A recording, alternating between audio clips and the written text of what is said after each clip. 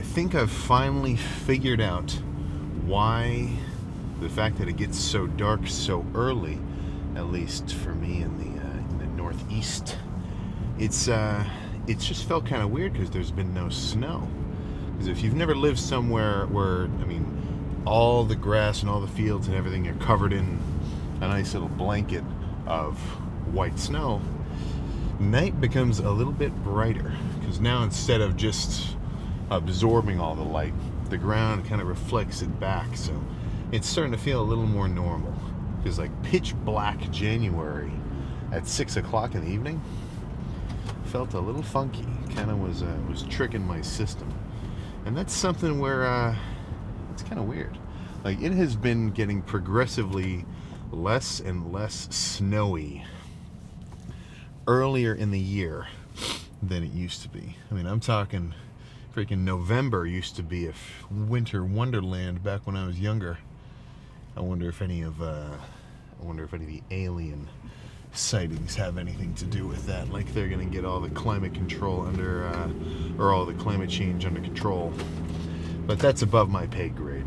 So, sticking within my realm of skills, what's the plan for this chest day? Well, get a crazy chest pump. That's a big one. Don't hurt myself. That's another big one. That's probably equally high up there.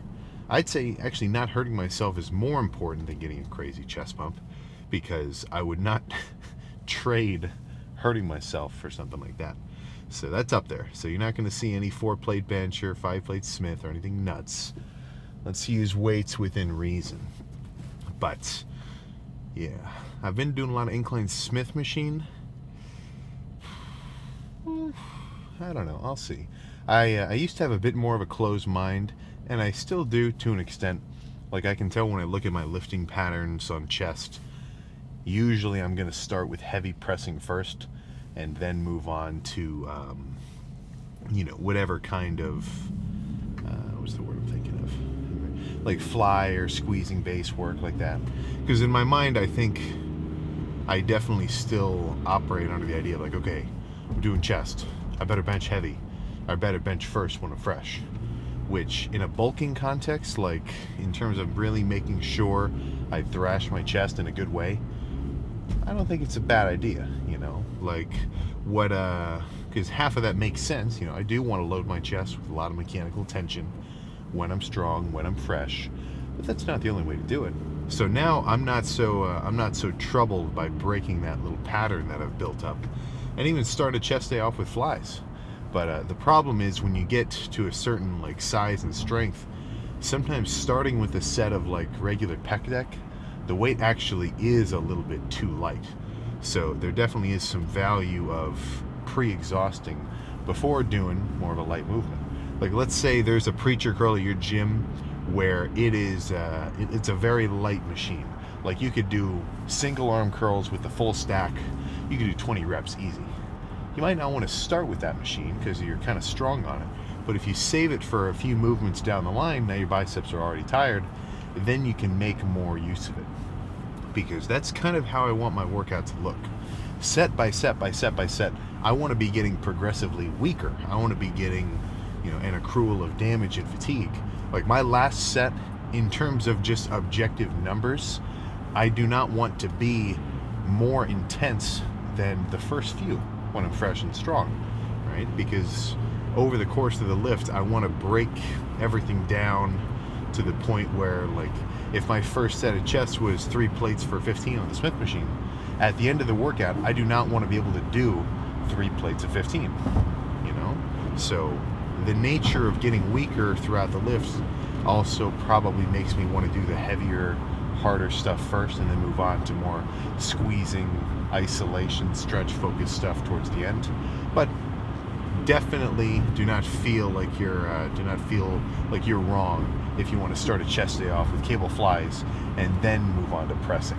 And that's got its own benefits, because if you do a couple sets of flies first, then you've already got a bit of a chest pump, and odds are you'll feel your chest more on like a Smith machine bench later.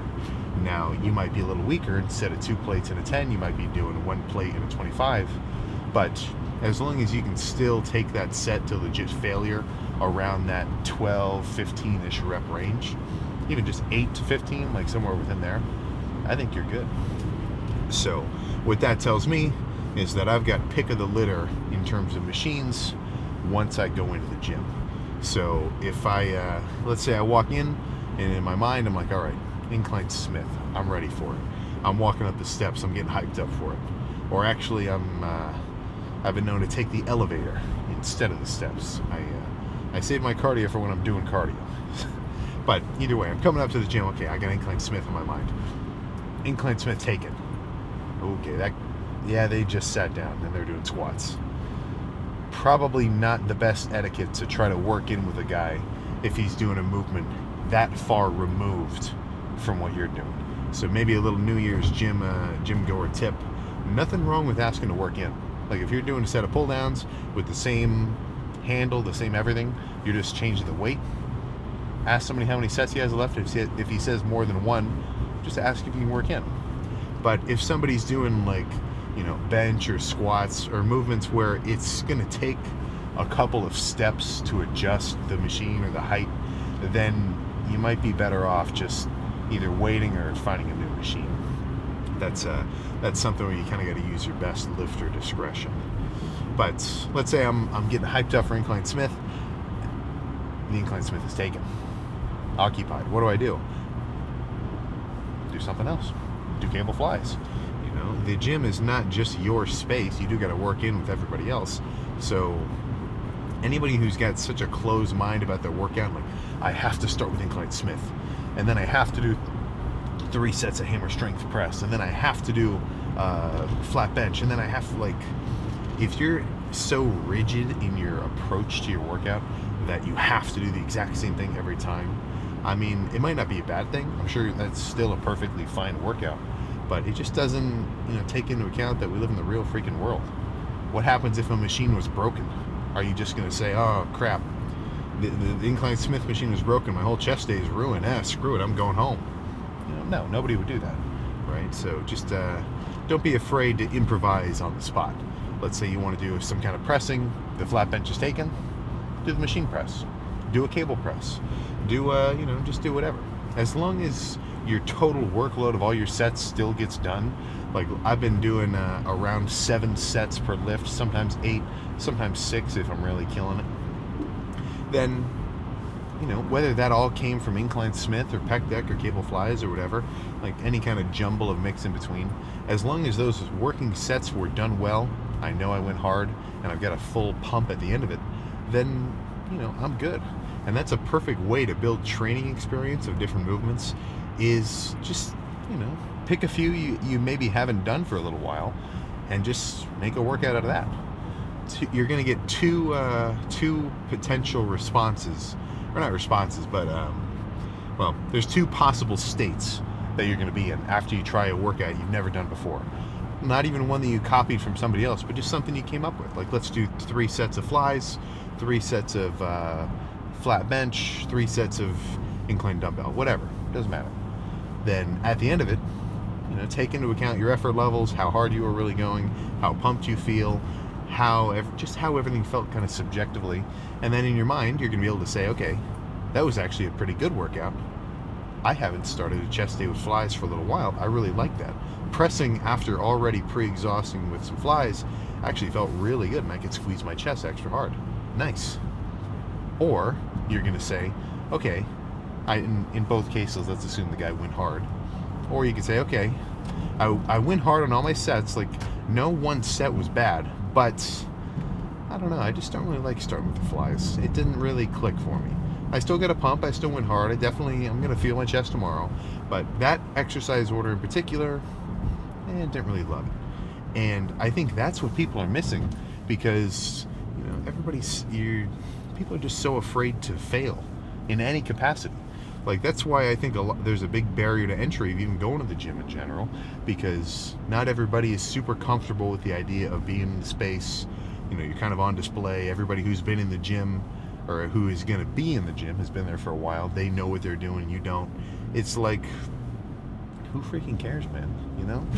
Like, the building up that sort of experience for yourself and being able to look over it over time and make adjustments, those are the lifters who get the furthest, right? It's the guys where they're always looking for like a pre-written answer, or like a project, or not a project, like a routine or a program. Like, okay, I have to do it the perfect way. Like, what's the best way? What's the way that everybody says is right? I have to do that. I have to conform to everybody else's idea of what's correct. And it's, dude, cookie cutter mentality, man. You know, like, this isn't rocket science here. You can try your own stuff, see what happens.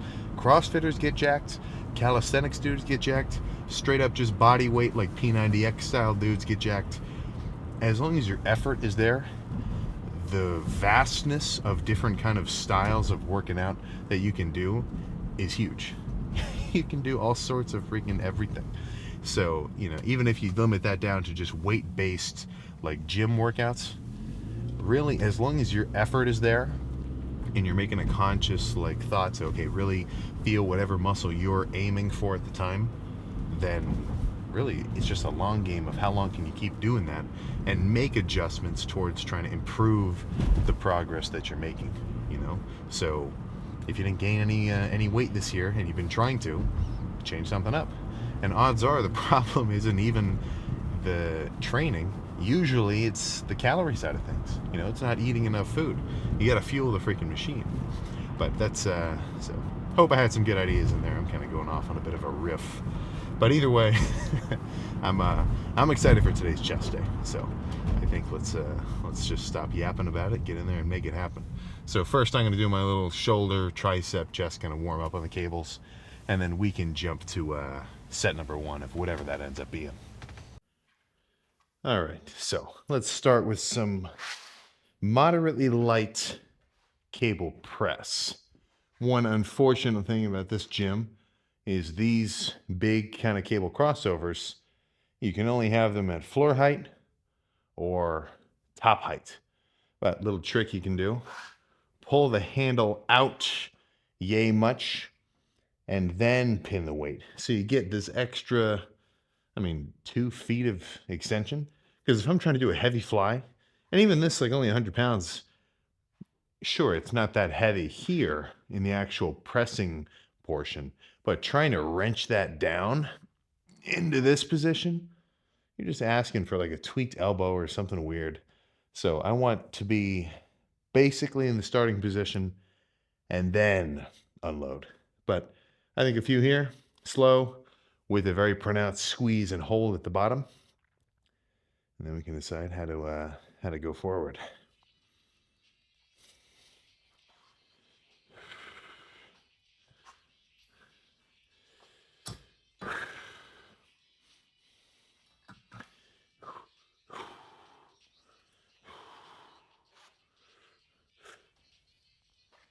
Yeah.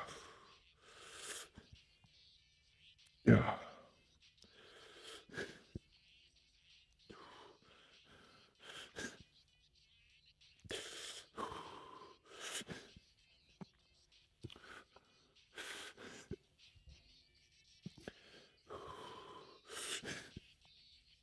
Yeah. Yeah. Yeah.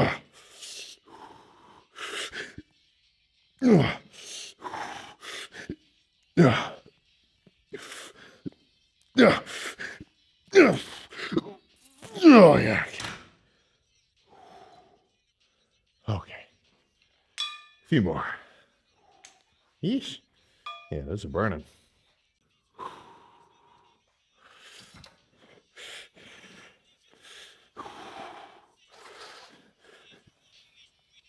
Yeah.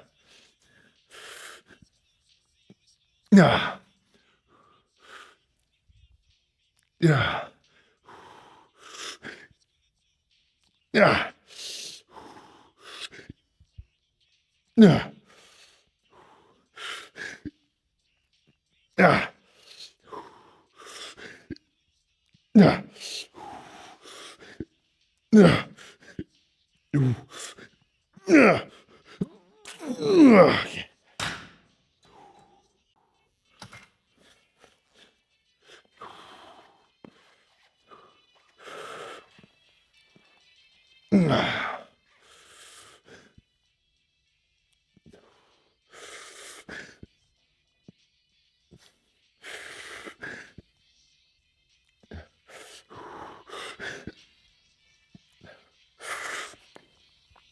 Okay.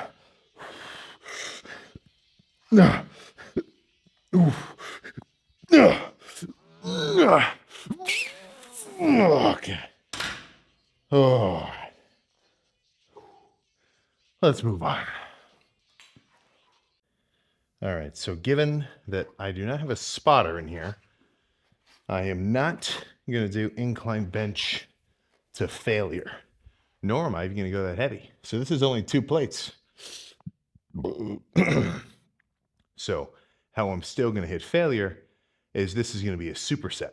So I'm going to pre-exhaust with this 2-plate bench, just enough to feel like I'm approaching chest destruction, and then rack it and finish burning out with some kind of faster cable presses over there. So good little combo if you don't want to, risk, what would the word be? Decapitation, or, well, anything bad that could happen on a solo bench.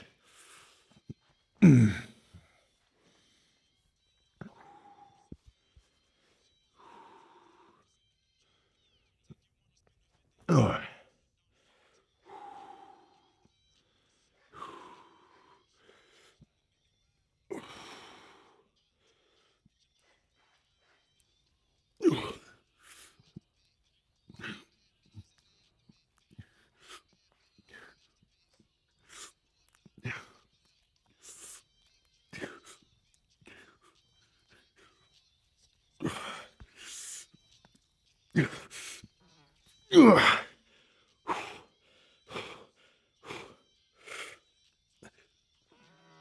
Let's get it.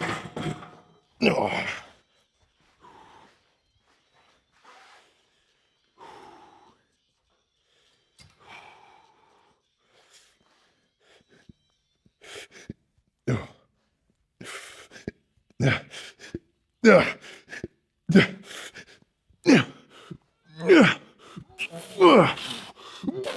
Okay. Oh. One more of those. Okay. Okay.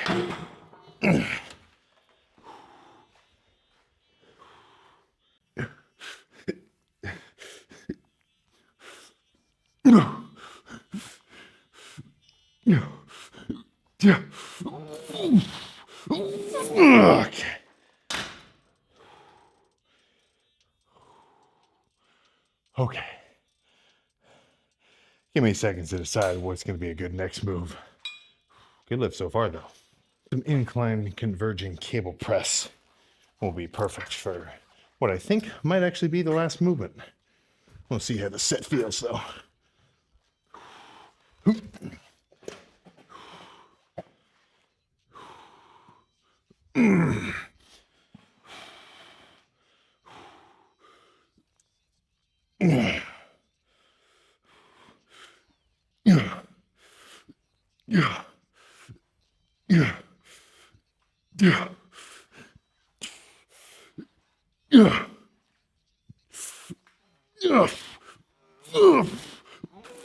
Okay. One more. Woo.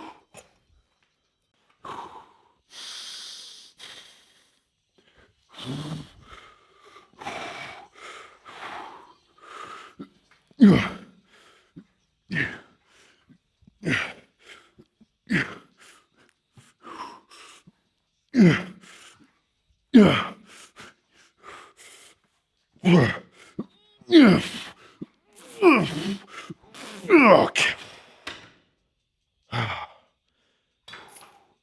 All right. Let's pose down. Chest complete. All right. So freakiest lighting has been found. And as a chest day, not the craziest. I mean, 2 plates on bench. It's like, what are we doing here? But that's where that question is not rhetorical. It has an answer. Stimulating, activating, maintaining, not trying to break down every fiber I've got and then rebuild them stronger. Really, I'm just trying to make sure that all the ones I've already got built up stay where they are. That's kind of the whole point of this dieting phase. I'm not gaining any new tissue. I'm just losing all the fat tissue that's covering up and concealing all the cool, fancy beef underneath. But let's run through a couple classics here.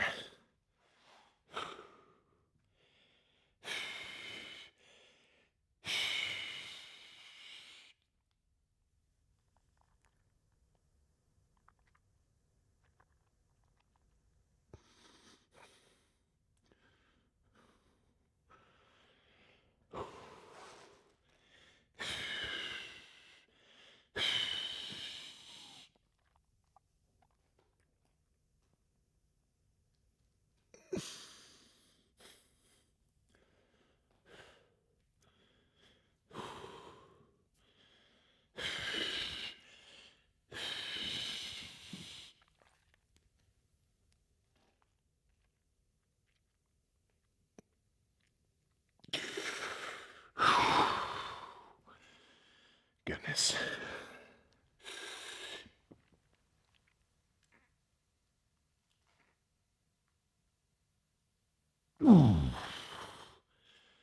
Oh man.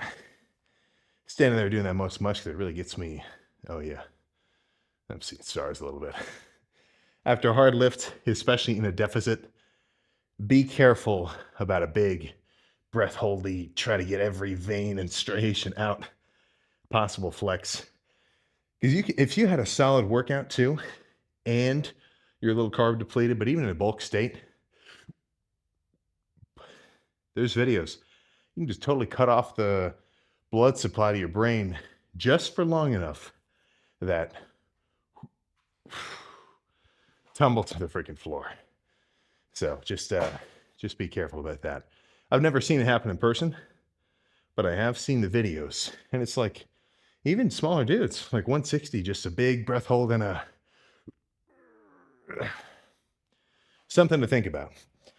But let's do a little ab shot as well.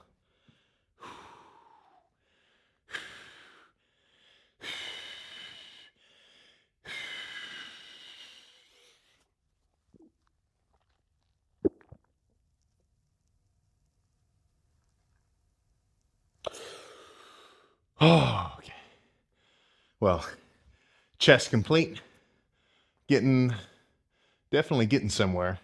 This is the most grain and separation that I've had in a chest day this whole diet so far. Now, this isn't the freakiest pump I've had so far for chest, but I think that's just the nature of getting real steep into a deficit.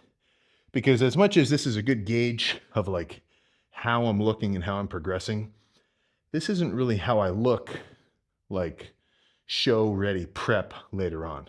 Because that's going to be 10 pounds of drops of water plus an extra like minimum 700 or so grams of carbs to be consumed to carb up beforehand.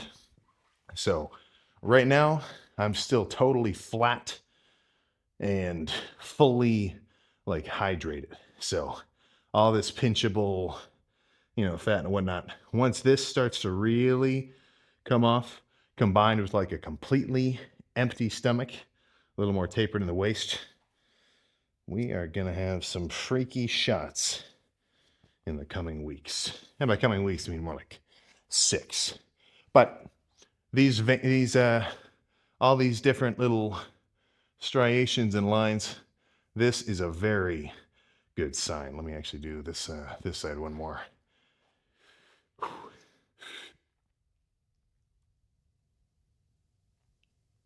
Yeah, that's extra cool for me. And that's with the chest pump. So chest doesn't really suffer the pump inflation effect as bad as, quads and triceps. Because what happens is when I'm fully bulked, I could not care less because I'm not seeing my chest fibers or my quads fibers or my triceps striations or anything fancy like that. I'm only seeing, okay, how physically big and pumped can whatever muscle I'm training get. So honestly, in the bulk, all pumps are created equal. But dieting down, not so much. Like, I kind of like the way that my back looks, at least in like more normal poses, not just like a front lat spread, unpumped when I'm leaner, because I can see more detail, more different fibers and striations and whatnot. Because when it gets fully pumped up, that stuff kind of gets lost in just the inflation of having so much blood in my back. Same thing with triceps and chest a little bit too, because like totally unpumped, I would see much more of those little fancy lines and grains and stuff than in a fully pumped up state. So all that's to say is, there's definitely more value than just pure size when it comes to your look as you get leaner. But I'm going to camp out in the seated bike and the treadmill for a little while. So for you, let's just get in the car. Chest day complete. Okay. I am cold, I am hungry, and I am tired. I'm getting hit with the trifecta right now. But that's all right. That's all right. Nothing cool comes from staying comfortable. So plan for the post-workout meal. A very large egg white omelet with a chopped salad mixed in, along with some fat-free cheddar cheese and some sugar-free barbecue sauce on top. That will be perfect, paired with a warm bed and some pajamas after I shower. And I am going to be out cold. I can guarantee it. So, reasonable lift. Honestly, I don't know if I should go there anymore for chest. A little bit sparse. And the cables only being at that like top-down angle doesn't really do it for me as much as having the cables a little bit more at a like shoulder height. But still a solid lift. There's a Smith machine in there too, but I didn't really feel comfortable using that bench for any kind of heavy Smith pressing action. But even doing those cable presses on those last few sets on that bench, I was getting a little nervous about the structural rigidity of it, but seemed to hold up well enough. So tomorrow for back, well, I'll just have some kind of funky back day somewhere. Not exactly sure, but we'll see if there's any changes in terms of the Christmas tree kind of lower back erectors striation type situation during that pose down. But yeah, I am definitely ready for freaking bed.